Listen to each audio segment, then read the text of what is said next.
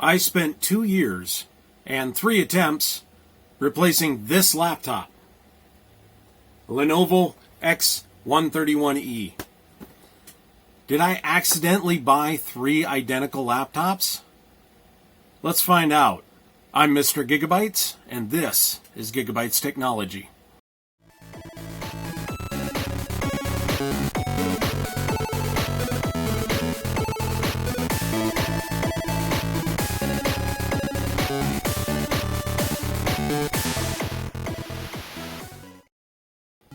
Now, this Lenovo X131E is not unlike Chromebooks. It ran a version of Windows 7 initially, and then a version of Windows 10 for refurbished PCs. This particular laptop is from about 2014.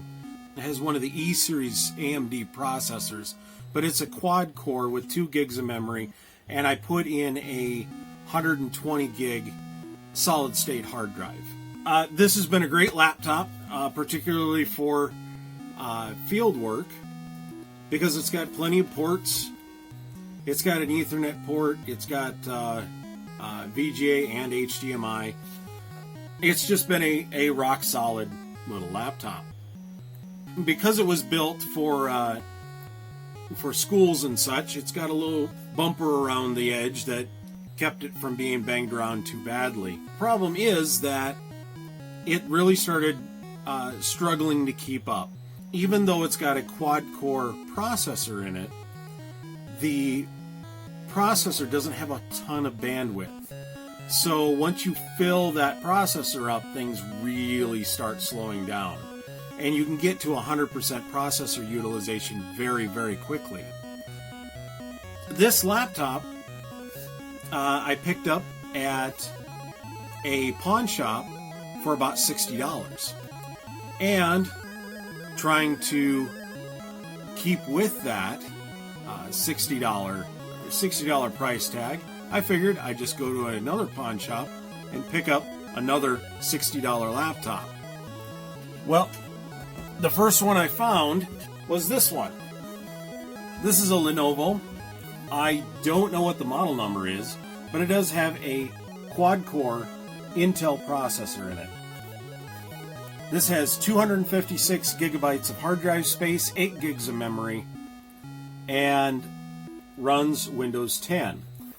Doesn't have all the ports as the other one did, but it does have a kind of unique feature where the keyboard has actually got a battery in it, and the top actually has a battery in it, because you can take the top off and you have a little tablet.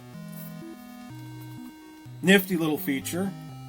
It is also about from 2014. The only problem with this, I picked this up at a pawn shop, but immediately I discovered that there was a pausing issue where it was every couple of seconds it would regularly pause. So you'd be moving the mouse across and the mouse would pause, the mouse would pause, mouse would pause.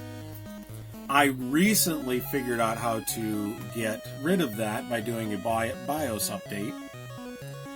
And now it is my daughter's laptop. I never did actually use this one for field work, so this is about the right size, similar size screen and everything. But I decided that this wasn't going to quite cut it. So it's now my daughter's laptop. So last year I picked this one up.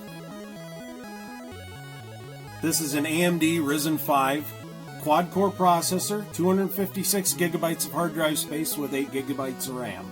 Sound familiar? It should. Now on the specifications here, it actually says 8X. It is not an 8. It is not an octa-core processor. It's a quad-core processor with 8 threads. So this isn't a whole lot larger specification than the other Lenovo that I bought for $60. But it's nice. It's got a backlit keyboard. And just like the Lenovo, it's got a slightly bigger screen, good battery life. It's an IdeaPad 530S. And this is great and all, but it also doesn't have all the ports that I need.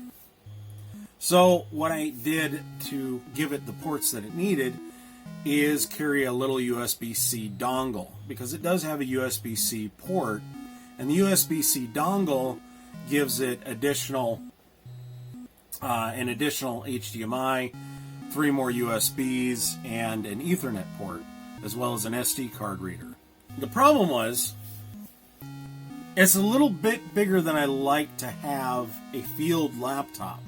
While it wasn't exactly what I needed in a field laptop, it was what I liked in a business laptop.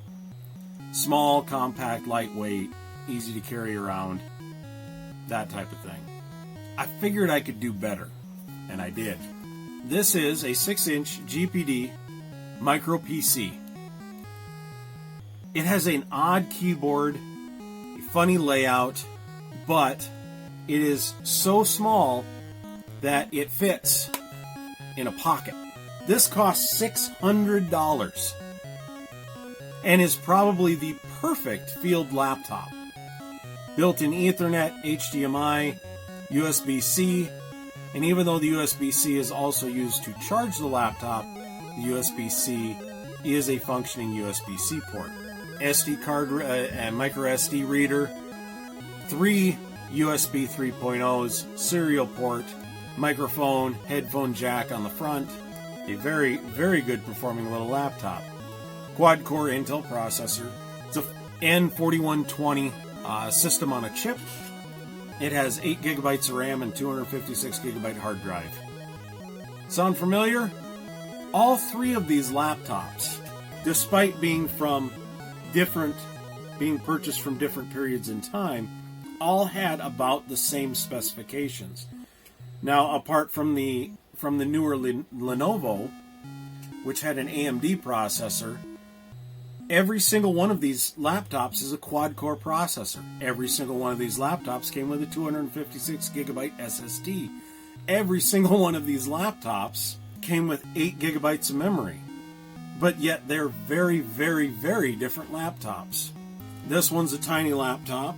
The Lenovo, the old Lenovo, is a tablet PC.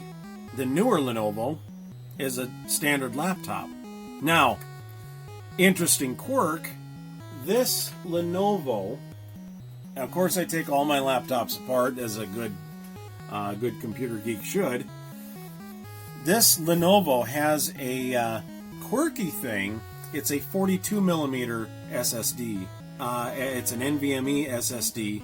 I tried to upgrade this to a 1 terabyte hard drive, because why not? And when I bought the 1 terabyte NVMe, it had chips on both sides. When I put it in this laptop and tried to push it down, it actually, the socket depth was too shallow for that 1 terabyte NVMe SSD. And so I was not able to upgrade the memory on this Lenovo laptop, which is one of the reasons why I was still looking for a field laptop.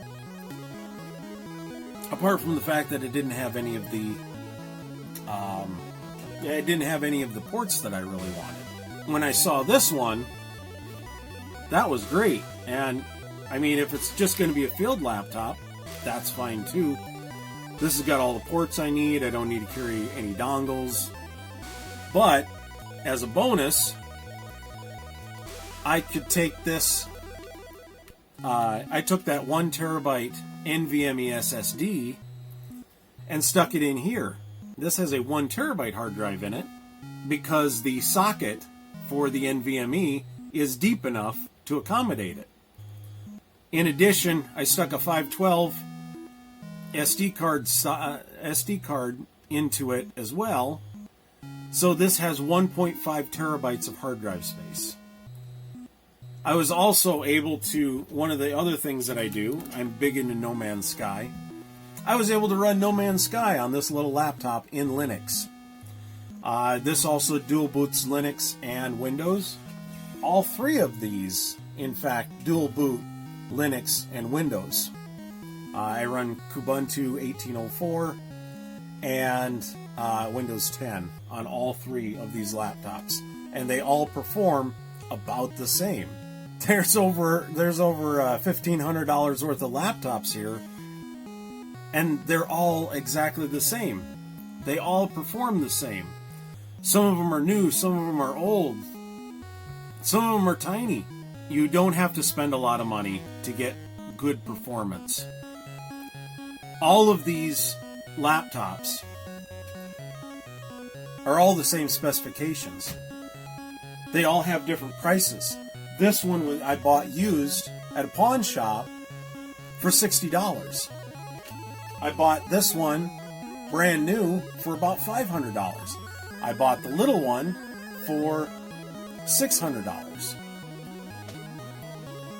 It all just kind of depends on what you need anymore. Any new laptop is going to perform well, and there are bargains to be had in the used market, and they perform just as well as any new laptop. The hardware is no longer the limiting factor when it comes to new versus used.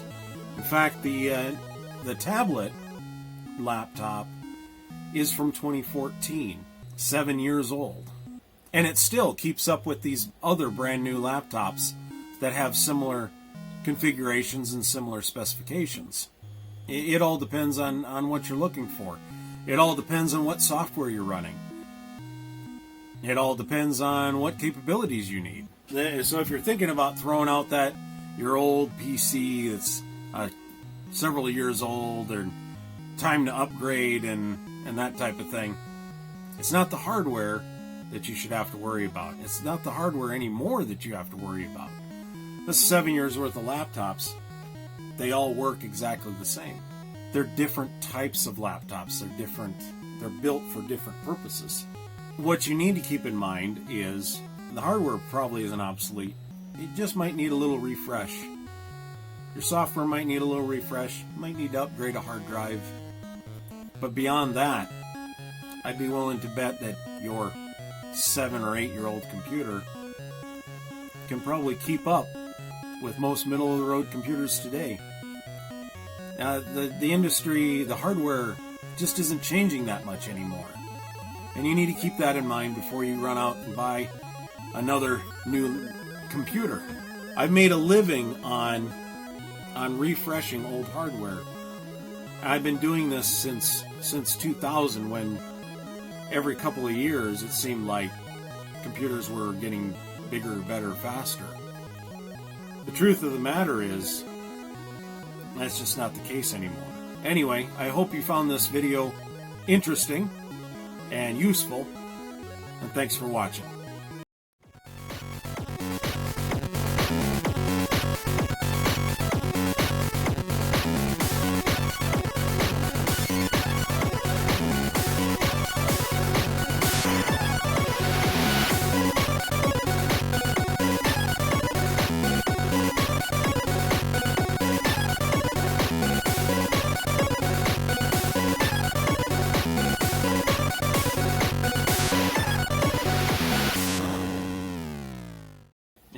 You gotta remember that before you run out and buy a new computer.